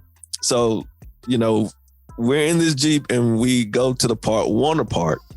We just chilling and we're smoking. I already feel like the third wheel, but I'm off at college. I'm coming home to kick it. He like, whatever, like roll. And plus she was super cool anyway. So yeah, it is blunts passing around. And of course I am high off my rocker.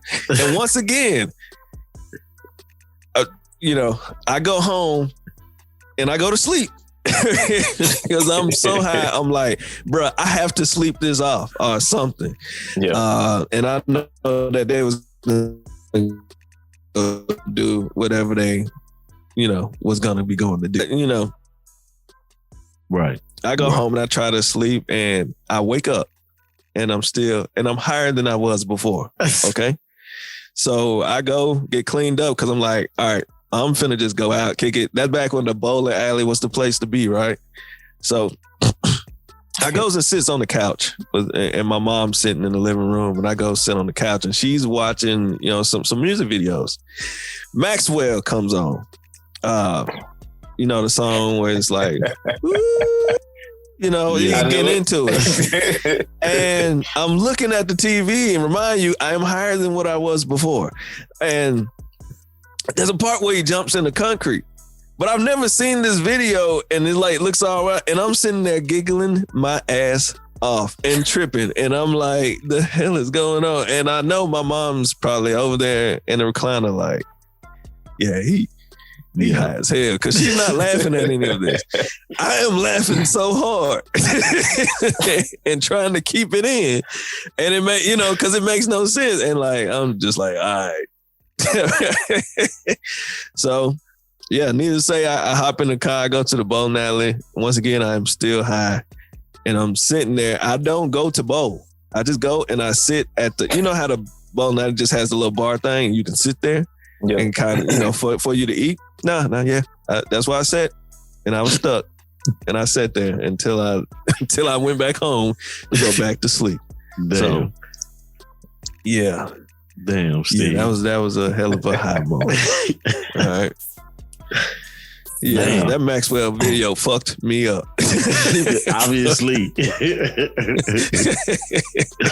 Oh man. I got so many stories too, bro.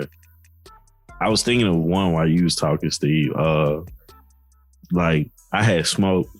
I was at the crib. Like, so I got to a point to where I could smoke by myself. To the point where I wouldn't smoke the whole thing. I'll just smoke like half of it and put it out, come back to it later. So I had one of those moves. I'm high as a kite anyway. Cause back then it was like you smoke mid or dro. And I always had a stash of dro. Like, cause me being me, I took a piece of my refund check and bought me a nice amount. Let in mind, I stayed by myself.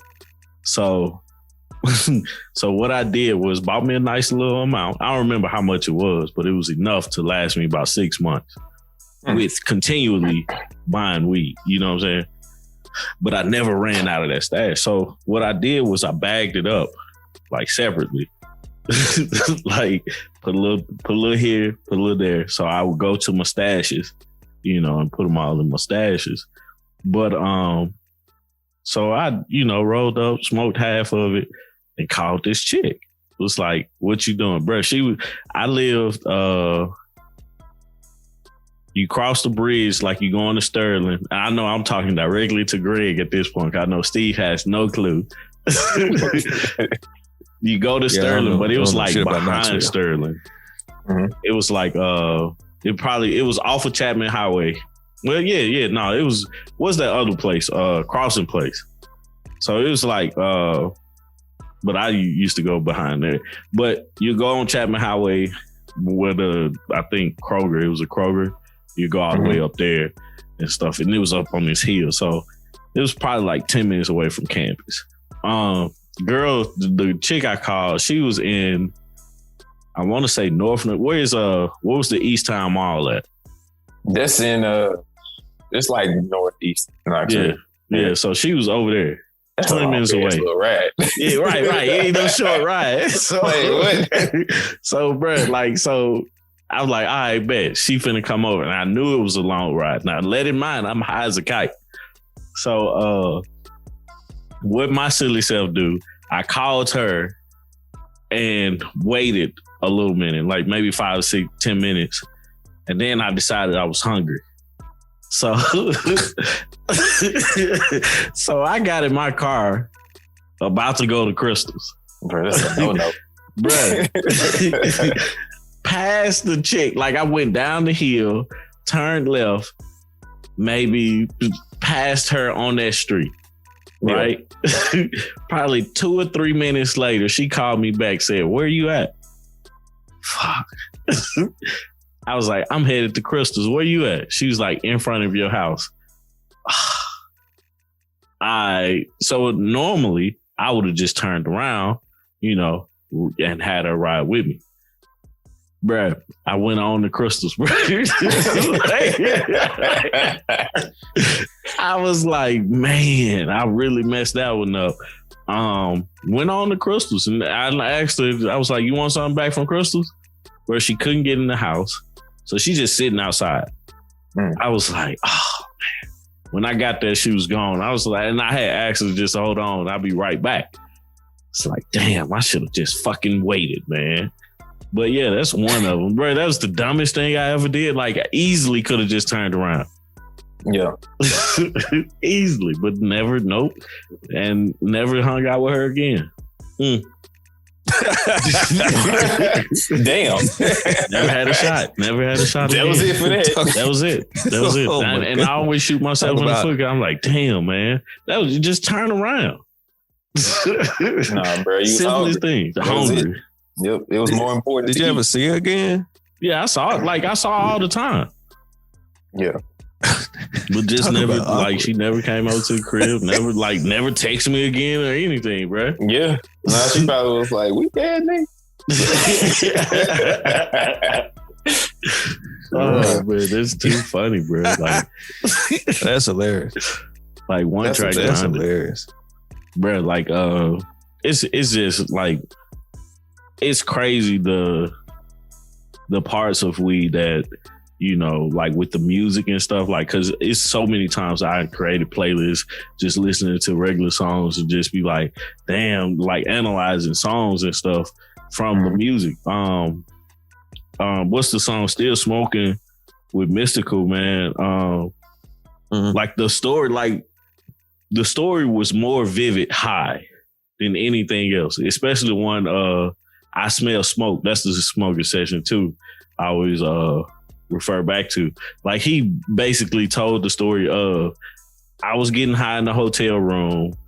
I don't put the wet towel under the door, covered the smoke detectors, opened the window a little bit. I'm getting ready to just really blow. Somebody come knocking at the damn door like they the police or something, man. I flushed everything down the toilet. Mm-hmm. I was like sitting there listening to what he was saying. I was like, damn. Like really devastated of what happened to him during that song, because no, that had never happened to me, but I can only imagine flushing this weed down the toilet and it's just your partner at the door.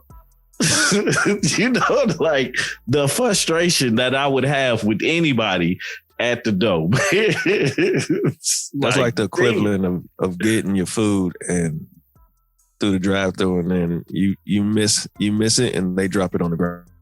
Exactly. Exactly. Yeah. Exactly like that. That shit was suck, bro. That ain't never happened before. Me neither. That happened to me either, but I've seen it happen. Be sad for them folks. Like, God damn, I'm breathing. I already paid for it. Man, yeah. But think about the amount of work he had to put in just to try to smoke. You know what I always thought about? The wet towel under the door. Yeah. Like I was like, did that really work? Because like the rest of the dough has cracks around it. I don't think it does. Nothing works, bro. Nothing works. I don't think it ain't no does. secrets, bro. It's not gonna. Nothing's gonna stop the At scale. all. People No. gonna know. Yeah, People gonna know. bro, it was so 'Cause, funny. We used to be like when we would smoke in our apartment when I lived with my roommates and shit. We would always ask our neighbors and shit like, "Do y'all ever smell, smoke around this motherfucker?" Like trying to be slick and shit. They were like, "Yeah, man, we know y'all be smoking."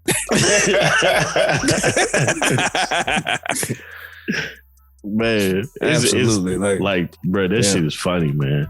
The fact that the cover up you try to do, like you try to put the red eye in, in the eye drops or whatnot. You Right. spray the Axe down, like nigga. It was so funny, man. What we would do, like me and my old roommate, we would wake and bake, go to campus, go to class. Then probably around 10 or 11 o'clock, we get a break. We'll go smoke in the car on campus now. And then I'll go to work. So the routine to go to work is, let me put my eye drops in. First off, I'm going to take the shirt that I'm actually wearing. I'm going to take it off, put it in the trunk before we start smoking. Then I just got my t-shirt on. So take that off. Spray the Axe, spray myself down, then go put my regular work shirt on.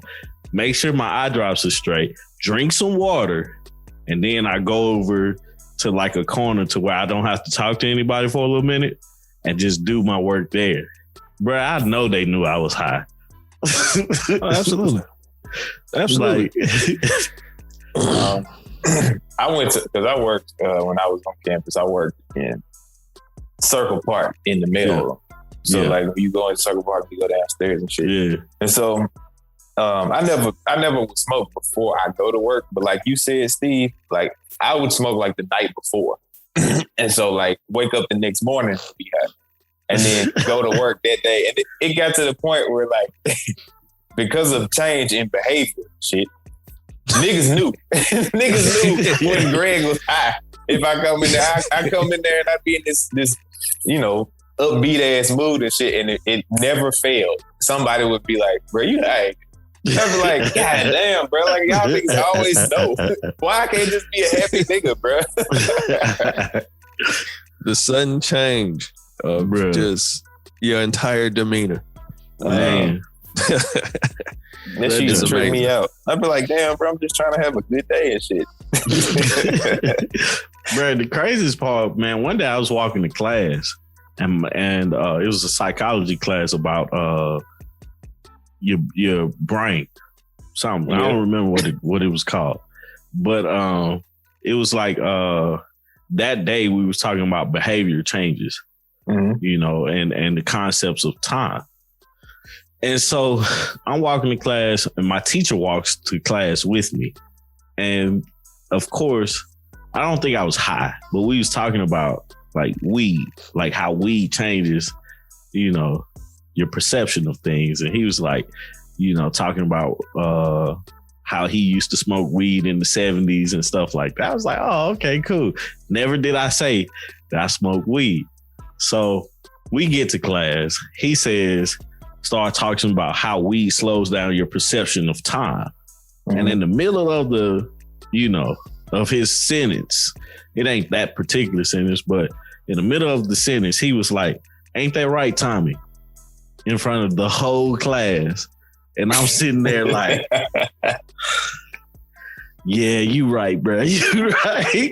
Like, bro, I was like, how this man just tell everybody I smoke, man? Pretty much. Put you out there. Everybody in the class turned around and looked at me, and I'm sitting there, I'm sitting around people, they know my name and shit. And I'm sitting there and I'm like, damn, everybody in this motherfucker gonna say he smokes. Was it one of them big classes? One of them big classes, bro. It was one on the hill. Like, I can't remember the building, but it's like you walk up the steps and turn left. It wasn't the math building, but it was like, I want to say it was right across the thing from the math building. Yeah. Bro, I was like, damn, this motherfucker ratted me out. Then I was like, I don't care. Right. I was like, I don't care. Then I started coming to class high. So they might give you permission. Right, basically. Basically. But no, man, I think it's so cool how, you know, people always have stories. Like me and Steve grew up. You and Steve never didn't know each other until the podcast. And me and Greg went to the same school. We all have stories of our experiences with weed and stuff like that. One question I do want to know, what was y'all favorite smoking song? If y'all had to choose one. This is gonna be funny, bro. Because you mean like while I'm smoking? While you smoking. Nigga, like, this is what's hilarious, the song you gotta bro. listen to? Nigga, it has nothing to do with smoking at all. It has absolutely zero to do with smoking. But nigga, I would like to sit on my couch and I would turn on YouTube and turn on the video for the Black Eyed Peas, Meet Me Halfway. Because that video is so vivid, bro. It was such an experience to watch that video high, bro. Like, I loved it. I fucking loved it. To this day, if I watch it, it just brings back those memories and shit. Yeah. Because they in like outer space and all that extra shit in there. And it's crazy. It's cool as hell. And then you got like, it's the way that like Fergie sing the song and shit. It's like very angelic and all that. And the real shit. And so it's crazy, bro, just to listen to it and watch that video while you high. It's crazy. I definitely recommend it. Highly recommend it, bro. Like if you high and you need something to get through the next 3 to 5 minutes, nigga, like turn that video on and watch that and just experience it, bro. You'll see exactly what I'm talking about. And honestly, because I've given you the recommendation and then you do it and experience it, every time that you smoke from that point on, you're gonna be like, I'm gonna have to watch this video. Yeah. What about you, Steve? I don't have like a favorite song. Like while I'm in the act, it's just kind of whatever's on at the moment. Yeah. So I don't have a favorite one. That's one that I don't have. But I just, for me, it just always turns into like this amazing, enlightened conversation. Yeah. That you get from whoever you're with. And by that point, like, I don't even know what the music that's on. Like, we're just talking. And then at some point we'll be like, man, it's dead silent in here. Yeah. We ain't had no music on, no nothing, and we're high as shit. Yeah. But most of the time, like, since I'm like more of a social individual with it, I'm out. I'm never like by myself. So it's, you know, it's kind of whatever situation we're in at the moment. That's too funny, so I don't man. have a favorite song while doing it. That's too funny, man. I used Well, to then what's listen. your favorite like song about weed then Yeah. that you can think of? It would have to be either 5 on it or Afro Man. Because I got high. One of the two. 5 on it because it's just a classic. Yeah. And then Afro Man is just hilarious. That is a funny song, bro. Yeah, so it's between those two. Bro, it's crazy just thinking about it, bro. We used to listen to Rick James, Mary Jane as we rolled up. Like, it wasn't like, we got ridiculous with it. By the time we started having like, okay, this is our playlist for this session, because me and my roommate always had sessions. Like, we had a Friday night session, a Saturday morning freestyle session,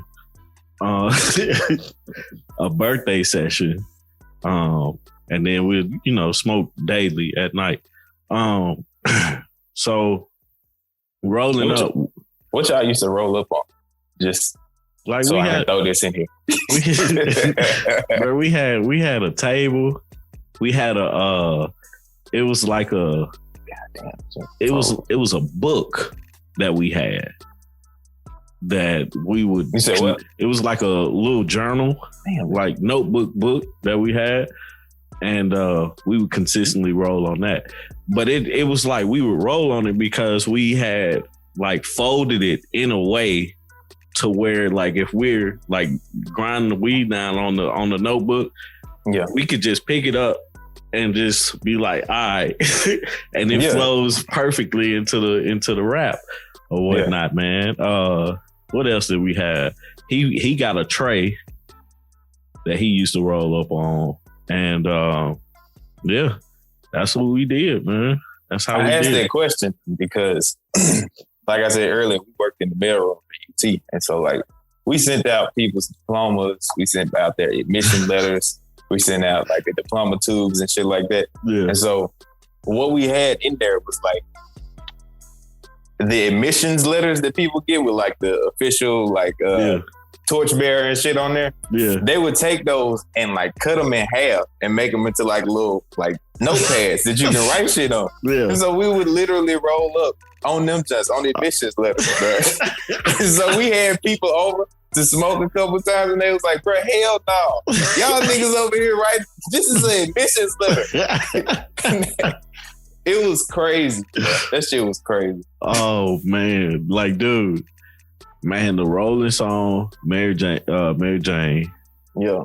And we would sit there and roll like 10, 11 blunts. And then we'll smoke. So we'll start smoking and, you know, not because I got high, but I got 5 on it. I get high. I can't remember who sang that song. That's Styles P. Styles P, yeah.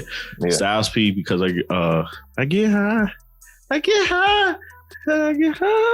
Anyway, that Bone was huge, man. For smokers only, bruh, like, oh man, y'all really taking me back, man. Damn, that was a time, man. That was a real live time. I remember one time, Memphis was playing UT, and it was for the #1 spot. So we basically had 2 different parties going on at our place. Like one was in the living room, and then the other one was in my room. The smokers was in my room, but everybody else was in the living room. And so, bro, we sitting there watching the game, we smoking, and at some point we stopped watching the game and had a check-in session. Nigga, the funniest time to be alive, bro. Like, we just in there. Everybody throwing jokes. I mean, everybody. Like, nobody was safe. Everybody throwing jokes, and then somebody got offended. It was like, damn. Nah, that was like, yeah, fun times, man. Fun times. I don't even know what else to say about weed, man. I'm looking forward to this versus just because of the history with Method Man and Redman and How High. Like, because How High was such a classic movie about weed. It's like, I ain't even know these guys was into weed that much like that. You know what I'm saying? I just recently found out Redman has a song that teaches you how to roll a blunt. The name of the song is How to Roll a Blunt. And I listened to it yesterday. I was like, that's how you roll a blunt, man. Like, I mean, Steve, man, if you don't know how to roll a blunt, man, listen to that song. He definitely teaches you thoroughly how to roll a blunt. And then teaches you how to fix a blunt if somebody spits on it too much. Because niggas do that shit, bro. Bruh, it was one dude we used to roll with all the time. We would smoke with all the time, but we would never let him roll because it was like the tip always used to be wet. Yeah. You'd be like, bruh, what the fuck are you doing? No, he cannot roll. He's like, why is the tip? Like, what are you doing, bruh? Bro, we let my nigga Chauncey roll one time. And then man did this shit and we was like, never again. We not letting you do this shit no more. Oh man, but you hate that shit though. Or you get somebody that rolls and it's like holes in it. Bruh. Like one time you sit up there playing the Indian flute trying to smoke and shit, man. Holes all in the blunt, man. You be like, what did you do? Right. You know, my homeboy. I stopped using like blunt wraps and shit and started using like Tops papers and shit. Yeah. But it was a lot easier to just put a couple of them hoes together and roll it up that way. Because using them blunts, they be the little leaves and shit be breaking and folks be having holes, like you said. Yeah. Or they end up having to like double wrap the shit. You be like, nigga, I don't want this shit. I ain't doing that with smoking paper. Like, bro, it got to the point for me. I used to start breaking them back down because it's like we would never run out of wraps. Yeah, you know what I'm saying, we would run out of weed, but we'd always have blunts. So it's like, I was like, man, fuck it. You got a lot of holes in this shit, or it didn't wrap right. Here, take it out. Take it out. Just scrape it out. We rewrap it, man. Try it again. Yeah, that's it. Like, bro, I didn't like rolling, but I knew how to. But it's like, man, you get some people, they just didn't know how to. Like, or you get some where it's too much air in it, like you smoking too much air, and then it burns your throat and shit. Yes. Damn. Yep. That's why we this motherfucker's too loose and shit eventually. Yeah. Because it was a lot easier. Just put a little bit in that motherfucker. Yeah. Light that hoe real quick. And once it's done, it's done. Yeah. Man, I used to hate them bowls, man. I used to burn my fingernail. You bullshitting, bro. You bullshitting. You bullshitting. Y'all smoked out of a bone? Huh? Yeah. Y'all done the bone? It's the same concept with lighting and shit with the bone. Yeah. With the water in the bottom, you pull out the... Yeah. That... I've had a more enjoyable time with that than an actual blunt. Because it's just straight smoke. Like I said, it's just easier. But once you learn how to do it, because you gotta catch it. Because some folks don't know how to do it. Yeah, I remember having to learn how to do it. I was like, what? And you pull I don't even know what it's called. You pull the knob out and nothing happens. Like, stop. You gotta start it, then pull it out, and then it happens. And you're just like, because you want to get the smoke to be trapped inside of that motherfucker, so you can just like pull it out afterwards and shit. And folks don't be knowing they do. Hell nah. He was like, nah, bro, you ain't do it. Bro, like, it's like, all that shit is wild, man. And it's fun times. Like, it didn't get until we got older until we started figuring out, oh, this is actually medicine. You know, it can actually help heal some certain things, man. And that's the thing that I want people to really kind of pay attention to when it comes to weed, you know. Not it's a drug. Like, no, it's a plant that you intake into your body. Saying it's no different from alcohol. You know what I'm saying? The recipe is different, yeah, but you don't have to do anything to it. You know what I'm saying? So, I enjoy talking about weed. I enjoy talking about 420 just because the celebration of it itself alone, especially when we was in college, the camaraderie that we had, like people coming together, like, bro, it was like a real, like, I don't know why nobody ever thought about this, but like we would come together, have a session, a 420 session, but everybody just only brought snacks. Nobody actually brought a meal. You know what I'm saying? Like, that never made sense to me. Like, why we have all these snacks knowing that we're about to be hungry as shit? So, I did it wrong, bro. Yeah, terribly wrong, bro. I went to the Stowe High one time and was like, that's all it took. Me to go to the Stowe High one time. I never went back high again. They went in there and got all snacks and was grocery shopping for the week. It was like, this was dumb. Gonna go back to the store tomorrow. But no, man, just really just sitting back talking about 420, just kind of like reminiscing on days that, you know, when you smoked, you know, and the times that you had, those were fun times. Like the people that you met because of a thing that you decided to do, the conversations that you had with people. Like before, like if I never smoked, I wouldn't have been able to relate to my teacher on a higher quote unquote level than I did, just because I wouldn't have known what he was talking about. You know what I'm saying? Or I wouldn't have ever experienced what he was talking about. And so It's funny I'm about to say this, but I've had some high times, man. So, yeah.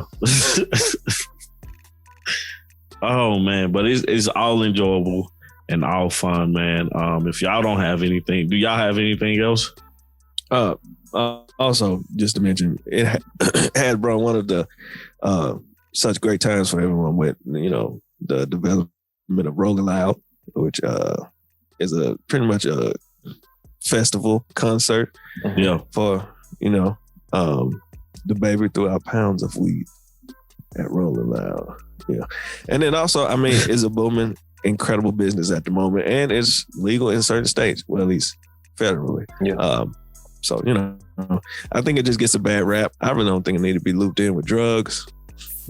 It just is what it is, man. It's marijuana. It's weed. Yeah. It's weed. Yeah, that's it. That's it, man. Well, once again, thank you guys for listening to another episode of the Speaker Geekers podcast. If you haven't already, please go subscribe to the YouTube page. Subscribe to the actual podcast wherever you listen to podcasts, like Google Podcasts or Apple Podcasts, Deezer, Spotify, and all those things, man. So wherever you listen to them, please just go subscribe, check us out, and you'll never miss anything that we drop. Also, if you can follow us on Instagram and Facebook at Speaker Geekers Podcast. You can follow me on Instagram at I am Tommy T the Third. You got Greg at instantly_G, and you got Steve at the Great Steve O Steve. So give us a follow. Also, let us know some of your favorite 420 stories, like we just reminiscing today on this podcast. Let us know. We want to hear your stories as well, man. Did I forget anything, guys? Or you guys got anything else to say? Well, hey man, if y'all come in there and y'all share some stories, there's another story I got to tell y'all about the hot wings that I thought was gonna follow me that never moved. So if y'all share a story, I will share that one with you as well. But nevertheless, not too much more. The only thing I want to say, normally I guess I throw out that wise words of the day. The only thing I want to share with everybody, man, hey, go out there and make some memories. Yeah, go make some memories, man, because it's some fun times out here to be had. Go make the best of life, because I sure did when I was in Florida. For sure. It's some great times. Yeah. That's it. Greg, what you got, man? Anything?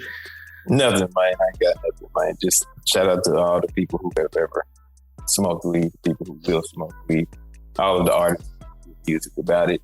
Shout out to the hometown, Lil White, my smoking song. Yeah. Shout out to Outkast, Crumbling Herb. Yep. Just go have some good times, like Steve said. And there it is, man. I'm out. Peace.